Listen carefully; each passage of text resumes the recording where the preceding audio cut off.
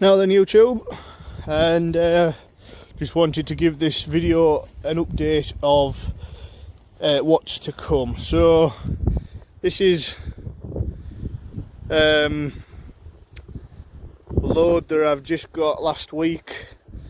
See what I've got. I've got the biggest one there being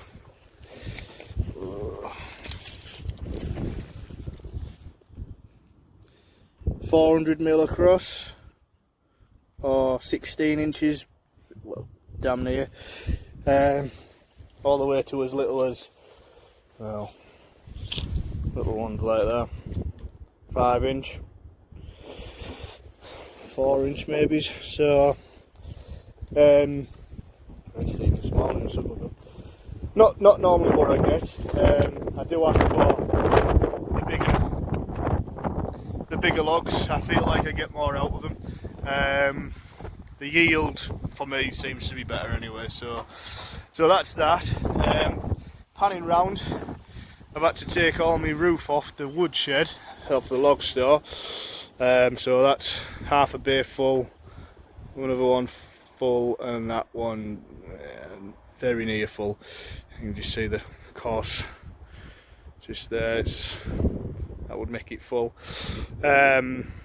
These bays are 8/9 foot, depends which one you measure, in width. I'm not sure about the depth actually. Let's have a look.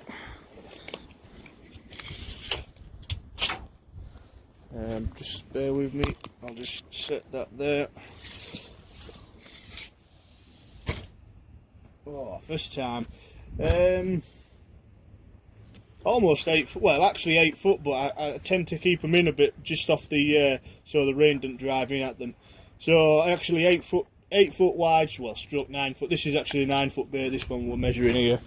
And there, that's 8 foot to the post there, so by 8 foot by 6 foot. Down there, that's it, it gets taller because the ground was higher at this end than it was at that end. So that's what's happened. Well, I went to get some wood out of the shade out of here. I noticed it was black, so I knew instantly it had been leaking. So I've just got a cheap and nasty moisture meter, and just pouring it in the ends of the logs is that much. It's no good to burn. It wants to be 20% or less, in my opinion. Less if possible. So I mean that's at the end grain. So, but it only goes, I mean this one, it only goes this row and part of this row here. So that's that. I mean the rest of them,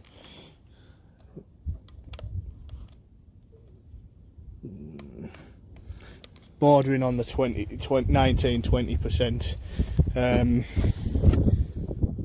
The dry logs there, look, that's ones that haven't had rain on. 13.7, ideal for burning. That is just on the end grain mine. So if you split it, that's how you get a true representation. There's another one, 14.5. That's in the middle of a split log.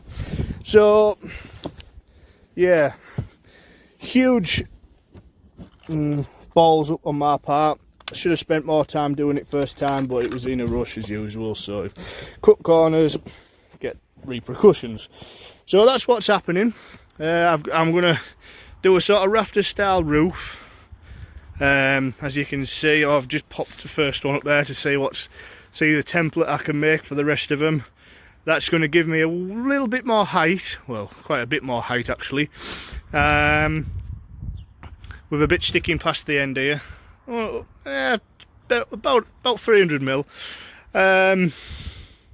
As you can see, I sort of go between metric and imperial, but prefer to work in metric. So I'm going to get that done. That's going to be the job there. So, because I want all this covered back over before it rains again. and I've got shite all over that needs burning. I'm extending the woodshed. I've got posts set there and over there. Now this is going to be a 25-foot span, or 25-foot opening. There's going to only be one post there and a post over there on the front, so it's quite wide open. I'm hoping I can get away with making a joist for it. There'll be one set in the middle of these two here, and then that'll give the strength on the back. Again, it'll be rafter style sort of setup. I did go down the wood that I've got a permit for and pulled out a fallen tree, but the ground was just not cooperating with me, so I had to chop it down. So this one's a 13 foot, but I actually pulled it out at 27 foot. The other part of it is underneath the log pile that I've got. You can just see it, maybe just underneath. So wasn't best pleased, so it goes to plan B. I'll have to put two joists together, what size are they? I think they're 6x2s, them.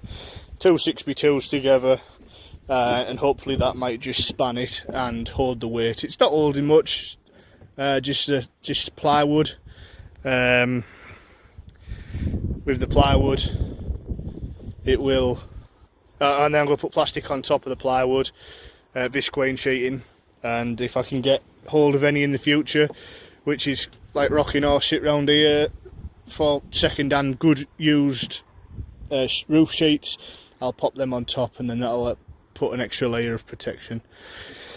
Update on the wood splitter. It will be coming back out to obviously split that. I've got another 2 loads of that size, or hopefully bigger, to pick up.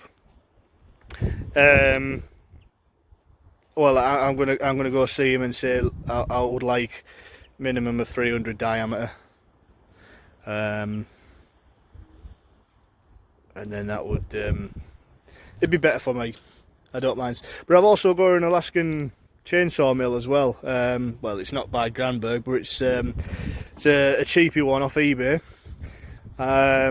So I'm hoping to try and make some slab wood out of that. Just not for anything in particular, just to do some more tasks around here. We've got a 4-post lift there. We wouldn't mind putting some sort of dwarf wall around, and then popping some sort of shelter around it, because it's a nightmare working in the rain.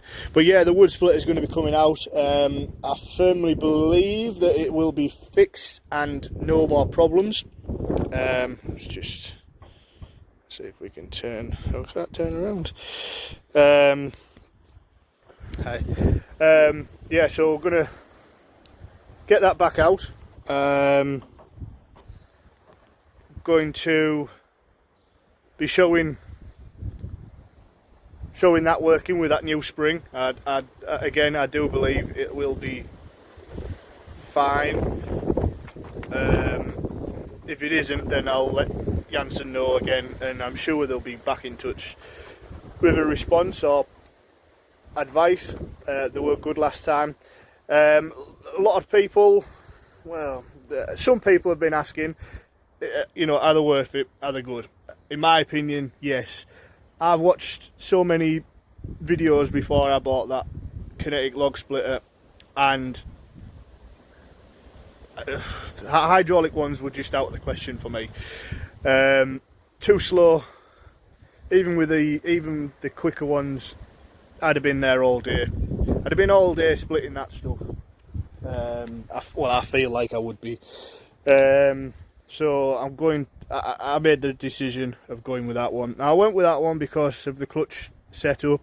I didn't like just the direct drive from the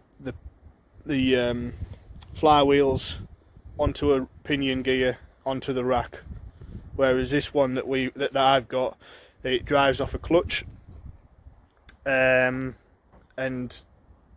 so that constantly spinning it, engage the clutch, off it goes. As you've seen in my other videos, I did have a problem. That was down to the spring. Jansen did say they did replace it with the heavy duty one. I can't remember the YouTube user's name that did advise me that there was a better spring setup. There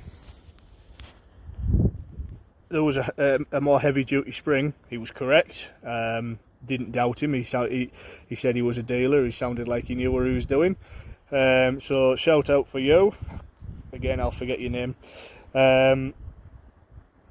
Fitted it, no problem, and I've dry ran it, but obviously there's no load on it, so it won't show itself. So I'm sure it will. It'll show itself on that. There's some bits of knotty wood, so it always used to bind up. We used to jump on the knots, so now we should be back to full operating procedure. So yeah, that's it. Just a quick update to say what's going on. Again, like I say, it's not very interesting. So I'm coming. Christ, I've waffled on here. So yeah, thank you very much for watching, and be sure to see the next video. Thank you very much. Oh, also, if you have any questions, don't hesitate to ask. I will get back to you as soon as I see it and have time to reply. So again, thank you very much.